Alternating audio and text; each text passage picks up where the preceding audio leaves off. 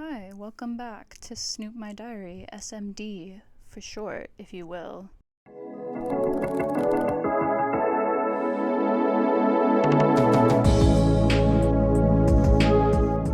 My name is Vanessa, nice to meet you. My hair is blue now. At the time of recording, I have just I had green hair before and now it's blue. Whoa, I'm a new girl. I'm a new woman. I'm really liking it though. I'm really enjoying having blue hair for the moment. Normally the way I go about recording episodes is I flip through my diaries and I find entries. I kind of skim them and find ones with similar subject matter, and I kind of screen the entries beforehand, But today we're going to do it a little different. I haven't pre-selected the entries at all. I'm going to be rereading entries from my morning pages from when I did The Artist's Way just earlier this year. In case you don't know what The Artist's Way is, it's this book by Julia Cameron, and it's kind of like a self-help, I should just look up a definition. I'm not gonna explain this very well, am I? The Artist's Way is basically a 12-week self-guided course. You read the book, you do a reading every week, and you do artist dates once a week, which are basically just solo dates for you and your inner artist to get inspired. And you do morning pages, which are 3 pages of just journal entries every single day.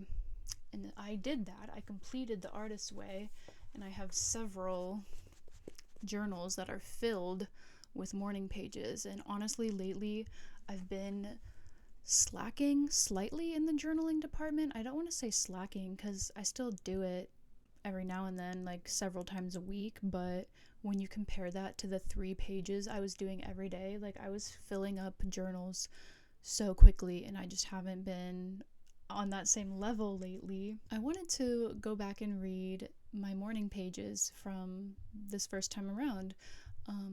I did The Artist's Way from February. How many months would it be? 3 months, February, March, April. It's now the end of July when I'm filming this.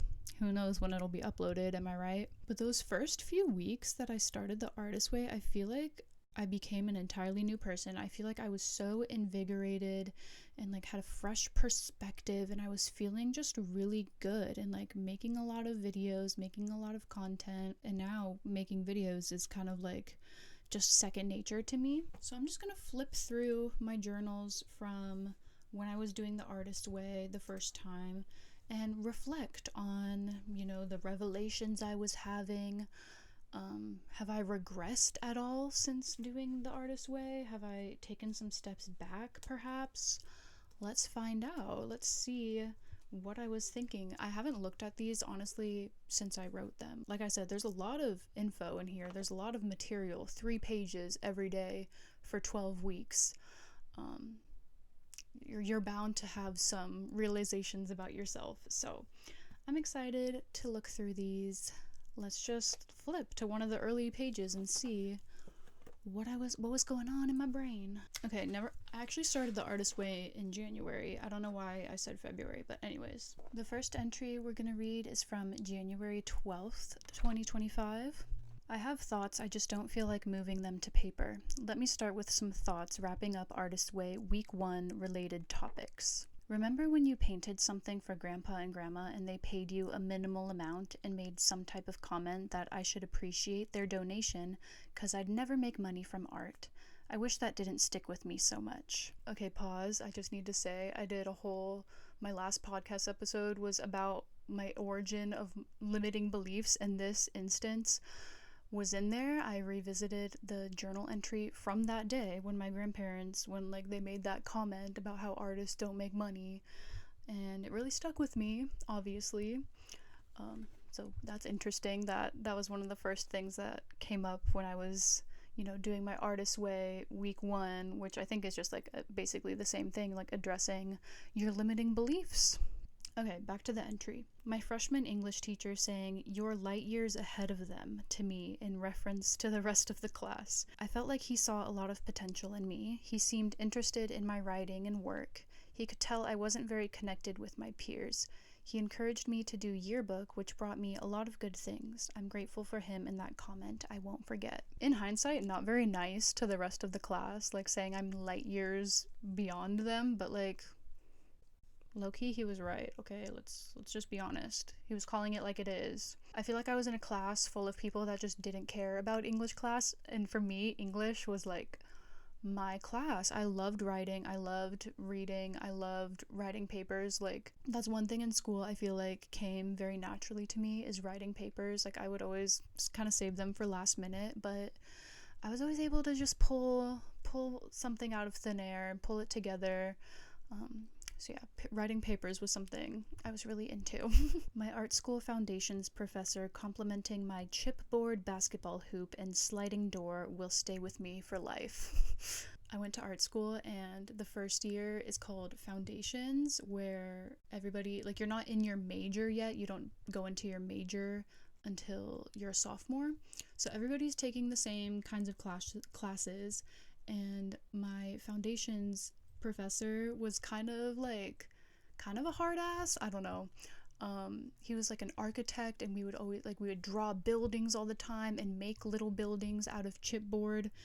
It was very, very weird. I don't know, kind of random, but that's what I spent my freshman year of college doing.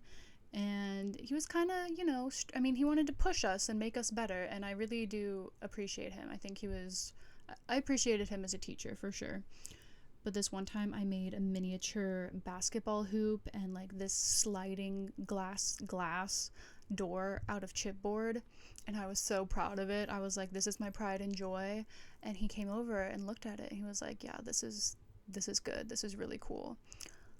And I was like, well, I think it was more backhanded than that. I think he was like, this is like so dumb and bad, but like really good. Like he could never give a straight up compliment, but to me that was like, oh my god, I just won the lottery. Like I was just praised so high, like that felt like such high praise coming from him. Anyways, my art history teacher refusing to give me an extension on the final assignment told me I needed to pick and prioritize school or work. He made me feel like I couldn't do art and make money. I had to choose. But that's not true, and he's a butthole. I mean, I definitely struggled balancing school and work in college because, I had to pay rent, I had all these expenses. School was expensive, art school especially. You need money for school and money for like art supplies and money to survive. And I remember this one assignment, I like asked my professor if I could get a little extension on it because, I think it was during the holiday season because I was working retail, and they were like, really scheduling me a lot and dealing with finals, and it was a lot. And I'm not saying he had to give me an extension, obviously. I just think he could have worded things a little nicer. He didn't have to be like, hey, you need to prioritize school or work. I was like, yeah, I would love to prioritize school. Do you want to pay my bills, sir? When I wrote these instances down, these like core memories, I feel like they were a lot more impactful when I was writing these. Now when I'm reading them, I'm like, I don't give a fuck what, I almost said his name, what my art history teacher said. I don't care. That's like their lived experience. Someone probably told them growing up that they had to focus on school or work, pick one. And so that's, what they're repeating to me. It's really none of my business. That's just like their lived experience and what they've picked up on in their life. But it doesn't have to apply for me. It also just goes to show like the little ounces of like encouragement are like so impactful, because you don't get too much of that as an artist growing up, I feel like, unless you're really lucky, unless you have like a really good support system. But I mean, like in school especially, I feel like it was kind of rare to come across teachers and adults who really like kind of saw potential in me in that way. So I would really cling to it any chance I got that. This is from January 19th, 2025. I was going to go to a family birthday party today. I did my foundation and it just wasn't looking good. My skin right now, bro. Maybe adjusting to new skincare, I don't know. I washed it off and didn't go to the party, which I feel kind of bad about. I wish I didn't place much value on my appearance. I should have just brushed my hair back, put on sunscreen, and go. But I got overwhelmed and frustrated. Bad makeup days are the worst. I wanted to read this because it's interesting. I've been struggling with my skin for a little bit now. I got off like birth control at the end of 2024-ish, mid to end of 2024. And ever since then, my skin has been going through it, adjusting to things.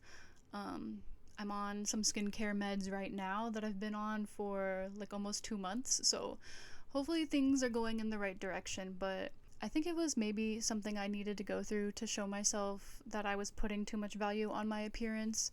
And I still, need that reminder sometimes. But it was tough because it was coinciding. My skin got like really bad around the time that I wanted to take YouTube more seriously and like upload consistently. And that was a big challenge because that meant I had to, if I wanted to post consistently, I would have to record often, and that meant recording sometimes on days when my skin wasn't looking how I wanted it to look, or my makeup didn't apply how I wanted it to. So I was like, what's the point of wearing makeup right now? Because my skin is like not reacting well to it. I do think it's getting a lot better. I think we're on the up and up. So I'm very grateful for that. And my heart kind of hurts for my past self who was going through that, who like was too ashamed to even go in public some days because of how my skin looked. I still don't love it when I have like bad skin days, obviously. Like, I'm human. I prefer when my skin is behaving. But now I'm just so unbothered. I mean, not unbothered. I am a little bothered still, but it's not going to stop me from going in public, especially in going to do things that I enjoy. This entry was in January, and then I'm thinking like even a couple months later, like in March, I was going to a concert in Chicago. J-Hope, anyone? Love him. And good timing, during that trip, my skin was having a moment. It was not the best during that trip. And I was like, you know what? Like, my makeup isn't going on very good on top of my skin right now. But what am I gonna do? Am I gonna like, here are my options. I could like just not wear makeup to the concert, that's fine, or I could put on the makeup to the best I can and go to the concert, because the option wasn't like not going to the concert. Okay, sure, I could miss like a family birthday party, I was okay with that, but I was not missing J-Hope because of the state of my skin. And so I feel like I just got a lot of practice with feeling comfortable having bumpy skin. You know what, sometimes the makeup is gonna look bumpy. It just that I just learned to accept that, and I was like, you know what, we'll just do some pretty eyeshadow, I'll just wear a cute outfit, and I'm gonna have fun at the concert. And during the concert, guess what, I wasn't thinking about how my skin looked. I really wasn't. So I'm definitely glad that I have progressed in that way. This is from the same day. I made this list titled I Am Someone Who, and these are things that I just wanted to think about myself, not necessarily felt true in the moment, but this is who I wanted to be. So, I am someone who makes others feel comfortable and secure, is always having random lucky scenarios find me, prioritizes my own happiness and well-being, enjoys moving my body, makes art daily, films and posts YouTube videos consistently, lights up a room with my vibrant energy, feeds my body with love, gets enough sleep and wakes up feeling well rested, journals daily, enjoys traveling, live music, the beach, meditates, feels confident, secure, at ease. Like I said, at the time of writing that list, not all of those things felt true to me. Reading them back, they definitely feel more accurate to myself today. There are still a few things we could work on. I could make more art daily. The thing is though, it's like art is like a loose definition. Like, I do make art daily for the most part. It's just, am I making like masterpiece drawings every day? No. And I think that's what I was kind of hoping for at the time, but we're working on that. I definitely just wanted to have healthier habits, like find ways that I enjoyed moving my body. I think back then I was really trying to force having like more hardcore workouts when that's just not typically my vibe. That's not typically what I'm in the mood for. Sometimes I am, but most days I'm in the mood to go on like a long nature walk, and that's what I really enjoy. Journals daily, I did for a minute, for several weeks, and I do it pretty consistently. But I mean, I should be proud of myself that I'm doing it as consistently as I am, because for several years it was never happening. So I mean, we've definitely gotten better in that front. I definitely feel way more confident, way more secure, way more like I prioritize myself and my emotions way more. I'm less of like a people pleaser. I feel like all of those things have really improved. So, yay, we did that. This next entry is from January 26th. There's so much material to work with. It's actually crazy. I need to like get deeper. I need to get later in the process, but I just wanted to read this one. I was writing some blurts, which are like kind of intrusive thoughts that are not true, just like your evil kind of inner critic that sometimes comes out. So I wrote the blurt, and then I wrote like a positive affirmation to counteract it, okay? First blurt is, you're doing the artist's way all wrong and there's no point in continuing. And to counter that, I wrote, you're doing a good job on the artist way so far, and I'm proud of you for your success. My next one was, I don't have the personality, charm, talent to be a successful YouTuber. And then I countered that by saying, people with less personality, less charm, talent already have done it. Therefore, I am more than capable. And I really believe that. I'll always be tired, lazy, struggle to wake up. I am making efforts every day to improve my energy. I am vibrant, disciplined in my craft, and I wake up each morning feeling energized. I feel like I'm still working on that one a little. Sometimes I struggle to wake up, and we're working on it. I always slip up again, so might as well stick to my bad habits. I bounce back better each time I slip. I get better every day. I can forgive myself and form new healthy habits. This was a big kind of limiting belief I had,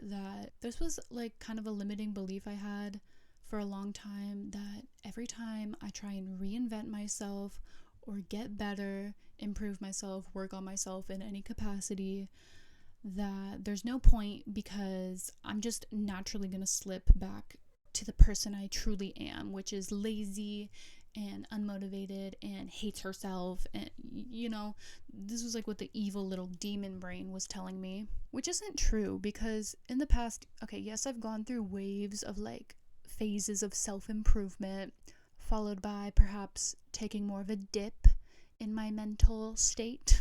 I feel like it's because, for a number of reasons. First of all, there's no shame in like slipping up. There's no shame in that. And you can always, like I wrote here, you can always, literally always bounce back. You have that option every single time. So it's not like everything was for nothing and it's all you can never go back to how you were. Like, no, you can literally change in every moment. Okay. But also, I feel like in the past, my self-improvement was still really rooted in self-hatred in a way. Like, I was like, oh my god, I need to improve because I suck, as opposed to where I am now, which is like, I want to improve because I love myself and I think I'm cool and deserve to like live to my fullest potential. So it's definitely a different mindset, and that's why I feel like it's been like had more longevity this time as opposed to in the past when I was trying to fix myself. I don't feel like I'm fixing anything right now. I feel like it's just like a steady progression, evolving into my best self. It doesn't feel forced. It doesn't feel like I hate who I am, so I need to become something else. It's like, no, I'm becoming who I truly am. Okay, I'm getting very deep. Okay, let's move on. Good things happen to other people, but not me. Good things can happen to everyone, especially me. I'm naturally lucky since others' dreams have come true, since others have certain things I desire. This is just evidence that living that life is extremely possible for me. I don't know when things could change, and that stresses me out. I want it now.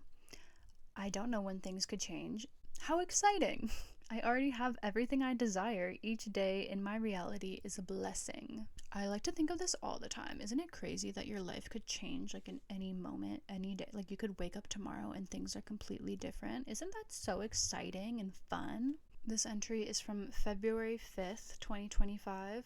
This is just answering some questions that I think, like journal prompts that were in The Artist's Way that week, I believe. So this one says, what would I try if it weren't too crazy? I said, approaching someone in public for flirts or friendship. True. More drastic appearance, piercings, makeup, move to another country, animate again, skydiving. I definitely could still work on the first one, like approaching people in public. I feel like I've gotten friendlier, like I will start up little chats, but it still does kind of scare me to like be more direct with people in public. Like, I don't know, you ever see people in public and you're like, I want to be their friend? Like, would it be weird to ask this stranger to like hang out or something? But more drastic appearance is interesting because I feel like I've kind of leaned into that. Like, I've been like doing my hair more and like doing my makeup a little more. I still want to get crazier. I still want to get more out there, you know? What would I do if it weren't too selfish? Quit my job, move to another country again. Almost never babysit. Sorry. Sleep a lot more. Travel the world. I think I need to move to another country. I think that theme keeps coming up and I think I need to do it, but I don't know how. I don't know where I want to go. So many options, so many possibilities. The biggest lack in my life is excitement, passion. That's interesting because I feel like I have a lot more of that now, like a lot more. And nothing really changed except for myself, except for my attitude. Isn't that crazy that things can change when you change? The greatest joy in my life is playing. True. My largest time commitment is work or my phone. I feel guilty that I'm drained from work that others wouldn't be. Ooh, that's interesting. We could unpack that. I still kind of feel like that. I feel like I compare my threshold, like what I'm able to get done in a day, think like how much I'm able to get done before I'm exhausted. I definitely do compare myself to other people, and when I feel like I'm not getting as much done or I'm tired quicker, I do feel guilty about that, and I don't like that. I feel that way. If my dreams come true, my family will see what I knew this whole time. I sabotage myself so people will not be threatened by me. If I let myself feel it, I'm angry that I paid more attention to boys than myself / my craft for so long. Yeah, but like also that was very probably necessary. I think you needed those years of paying attention to boys instead of yourself or your craft, because I think that taught you a lot. You know, I think that taught you the importance of prioritizing yourself and your craft and the things that bring you joy. So don't be angry don't feel like you wasted time. I think those years were very necessary. And I think you got it out of the way at a good time. Like, you know, some people don't learn those lessons until way later in life. So let's be grateful that we learned them at all. One more reason I get sad sometimes is when I doubt my power and the universe's power. I can't believe in a supportive God because I would have been further along by now. So many are suffering. I don't deserve it. If I had faith and money, I would try a workout class, a cooking class, a pottery class, move to another country. Oh my god, girl. Make friends with a random person. I think we need to do that. A Brazilian blowout. I still would like that. Host parties and gatherings. Something cool is I actually did go to a pottery class. I did do that. So that's something I could check off from that list. I would like to do some of the other things, some other classes. Perhaps we could schedule that in for sure. Items I'd like to own. I just want to list the ones that I have since acquired since this list, okay? So I wrote down just random items that I would like to own. That was one of the prompts. And let me tell you the ones that I now own. A new pair of Converse. Got that. A setting powder that works lovely on me. Oh my goodness, I did get a new setting powder that I love since writing this. Isn't that awesome? Isn't that incredible? Okay, I'm done with that journal. I'm gonna move on to my next journal, which has the lovely Ganesh on it. We love this journal. But isn't it crazy? I finished this one in like a month and some change. That's kind of wild. That's what I'm saying. I want to get back to that level of like yapping in my journals. I kind of miss that. This is from February 27th, 2025. This is from the day when I went to the city I used to live in before I got fired from my job and was forced out of that city a little bit. I made a video of that visit and like kind of talked about the things I was feeling, but I want to read a little bit of my journal entry from that day.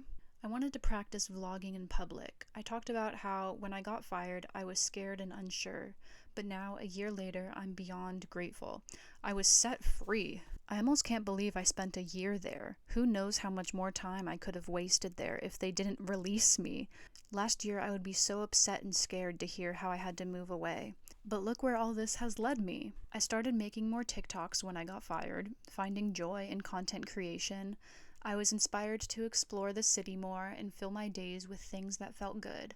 Lots of coffee shops and walks in the park. When I moved, I was inspired to get serious about YouTube and romanticize my life there. How lucky I am to take this, to be honest, traumatic situation and turn it into something so magical. I'm proud of you, Vanessa, and it's still just the beginning. I feel it. I don't care if anyone else sees it or believes anything will come from this. I know it.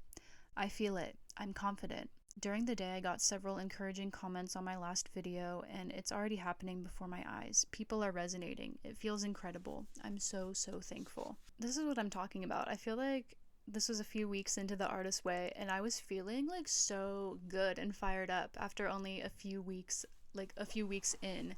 And that's why I kind of want to redo it. I feel like I just want a little boost to feel a little reinvigorated, maybe tackle some of the things I couldn't tackle the first time around. But reading that, it's like, damn, she was so confident and assured that